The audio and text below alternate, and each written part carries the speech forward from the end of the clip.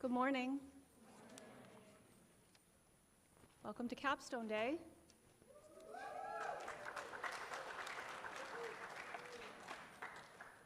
Please join me in the Pledge of Allegiance. I pledge allegiance to the flag of the United States of America and to the republic for which it stands, one nation, under God, indivisible, with liberty and justice for all. Thank you. Please help me welcome Laura with today's announcements. Good morning. Today might be Capstone Day, but it's also a Friday. Happy Friday! It's May 3rd, Sophomore Stewardship Day, 9th Grade Challenge Day, and Capstone Day. Happy birthday today to Max Better, Ripley Bowden, Michael Holycross, CJ Hunt, and Warren Kingsbury. A special happy birthday today to Colson Angel from Mrs. Angel. Happy birthday tomorrow to Abigail Kelly and Kaho Takahashi, and on Sunday to Javad Gasimov. Happy birthday.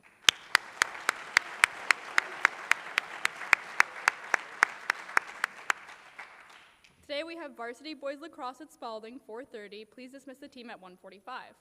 Varsity and JV girls lacrosse versus Spalding, 4:30 and 5:45. Girls tennis at Mount Mansfield, 3:30. Please dismiss the team at 12:15. Boys tennis versus Mount Mansfield at 4. Ultimate Frisbee versus Mount Mansfield at 4. And Saturday we have varsity baseball and softball at Spalding at 3. JV baseball and softball versus Spalding at 11. And track at South Burlington at 1. Good luck everyone today and over the weekend.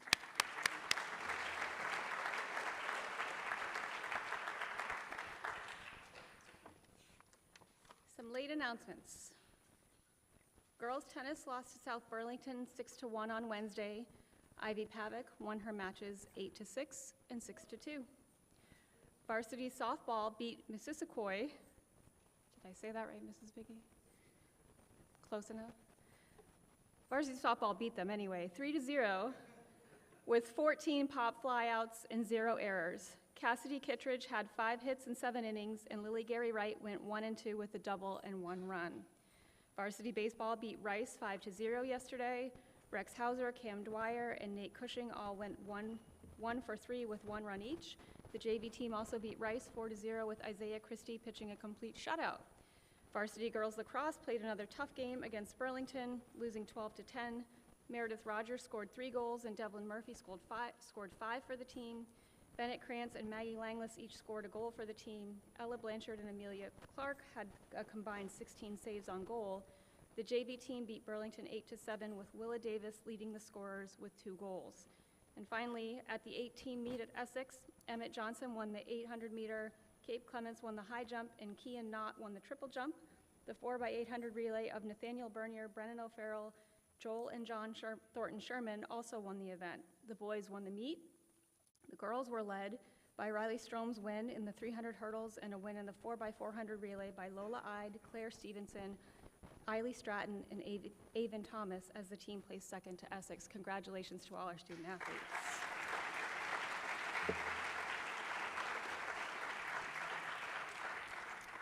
I have a few remarks this morning before I introduce Ms. Drew.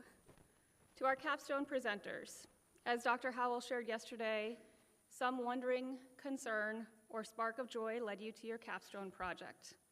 We're proud of each of you because it is one thing to identify a topic, to research, write, and practice, but a whole other thing to speak your curiosity, hope, or interest to the world. On behalf of St. Johnsbury Academy, administration, faculty, and staff, we congratulate you. If you're presenting a capstone today, please stand so we can give you a round of applause.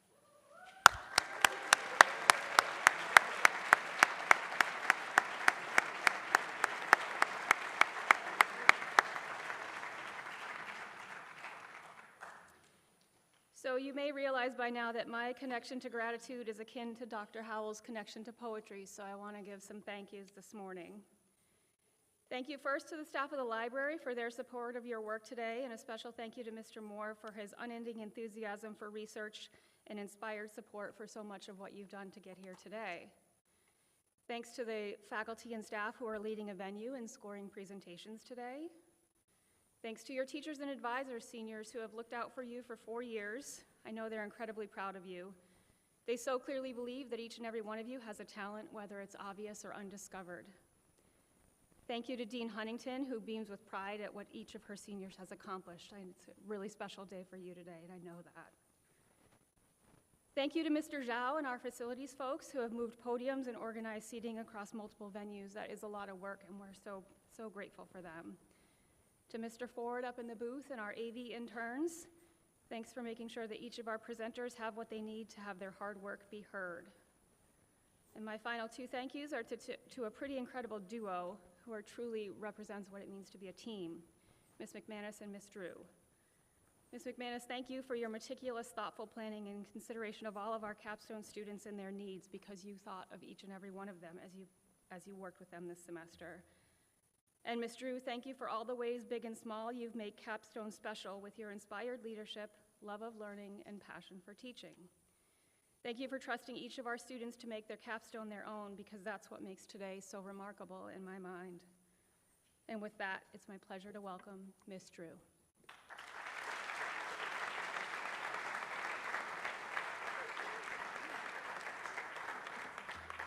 Good morning. Oh, that was awesome, thanks. Today is a special day. Many of you have worked really hard to prepare, and many of you can really sympathize with your classmates because this was you on December 1st. If you're presenting today, please stand up. Congratulations.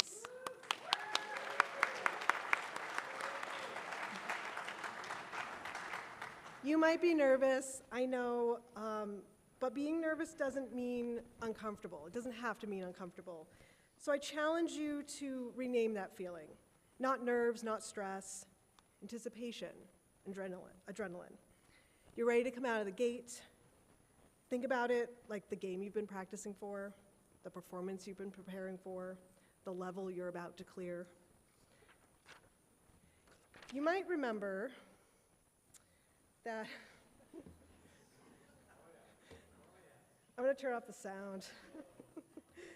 So you might remember that I like to talk in metaphors. At the beginning of the year, I used the trash compactor in Star Wars to encourage you to stay on top of things.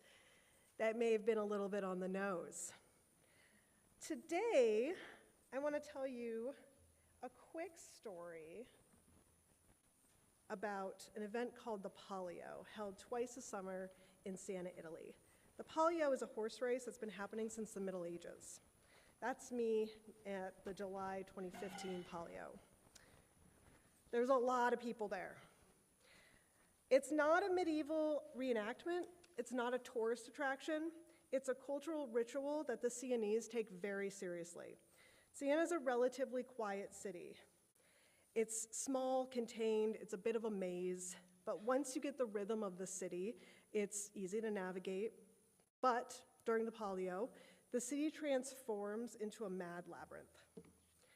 Siena is divided into 17 contrade. Each contrada has a prior who's in charge of maintaining the traditions of the contrada, such as performing secular baptisms that initiate new members, and blessing the horse and jockey before each race. Each contrada also has a captain whose only job is to win the Palio. In the weeks leading up to the Palio, there are rituals and procedures that are strictly followed. There's a complex process for selecting horses for the race, and then a public drawing to see which horse will represent each contrada.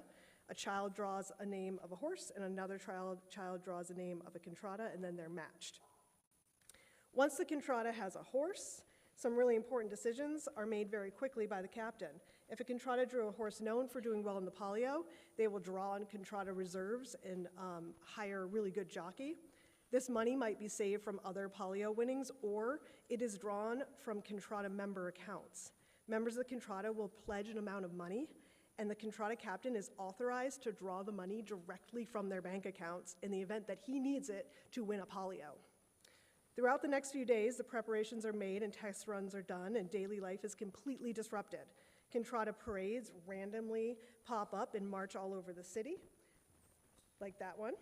Contrada have dinners in the streets for 3 nights leading up to the Palio. They gather to watch test race and parades for weeks. And coming into Siena Ignorant of this event is a lot. If you say plan to go meet some friends to get some gelato, you might instead get caught up in a crowd of hundreds of CNEs singing at the top of their lungs, being led by their racehorse down the streets. This happened to me once. It was like being caught in a swift water river, and we were swept down the street into the Piazza del Campo by hundreds of people and a horse. And we did not get any gelato. Stay with me, the metaphor's coming. The day of the Palio is a fine balance between preparation and patience. You have to time your entrance into the Campo at just the right moment. Not early, because you will be stuck in the middle of the Campo in the hot Tuscan sun for hours, but not too late, or you'll be stuck in the bottom of the piazza where you can't see anything. Once you get into the Campo, you'll settle in and wait for about 3 hours for the race to begin, but that's okay, because there is a 3-hour traditional medieval costume parade to watch, and when the jockeys leave the Piazza Pubblico, that's when the Palio begins.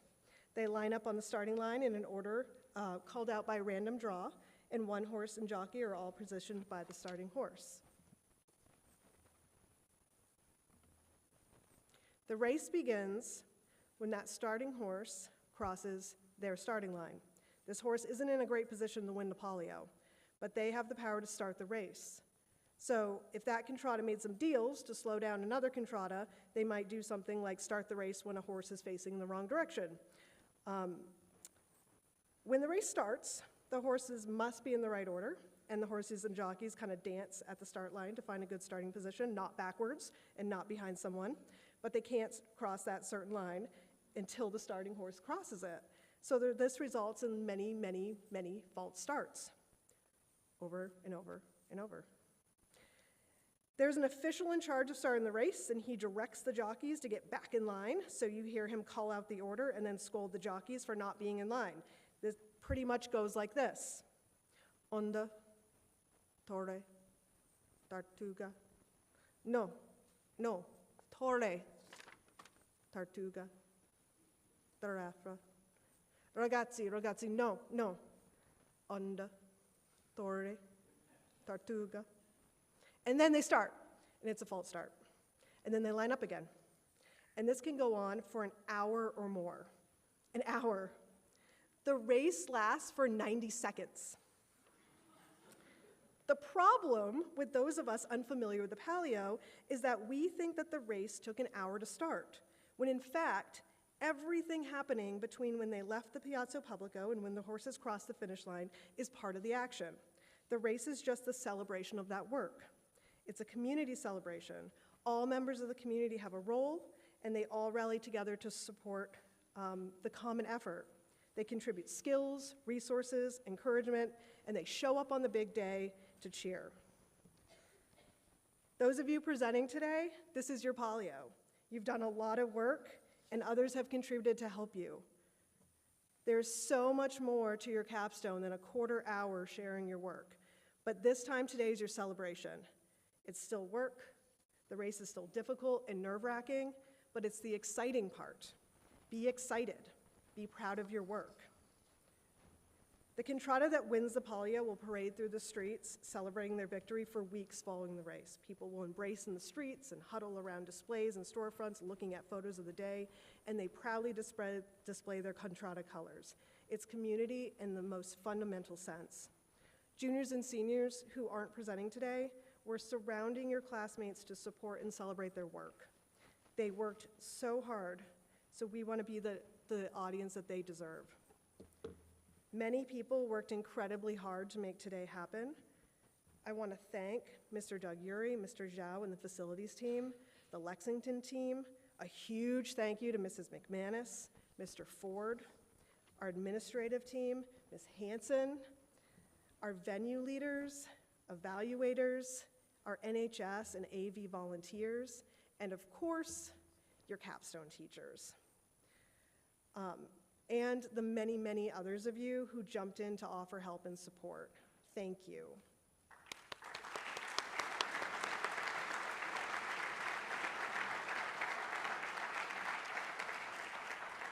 I A reminder about the schedule, we'll go to session 1 once we're dismissed from chapel. Session 1 runs until 10:40.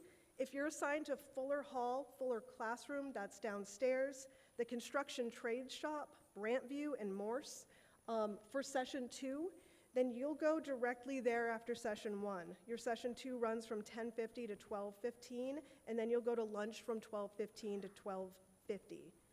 If you're assigned to South Church Classroom, Library Fireside, or Library Media Room, Colwell, or Mayo Lounge for session 2, you will go to lunch after session 1 from 10:45 to 11:20, and then go to session 2 from 11:30 to 12:50.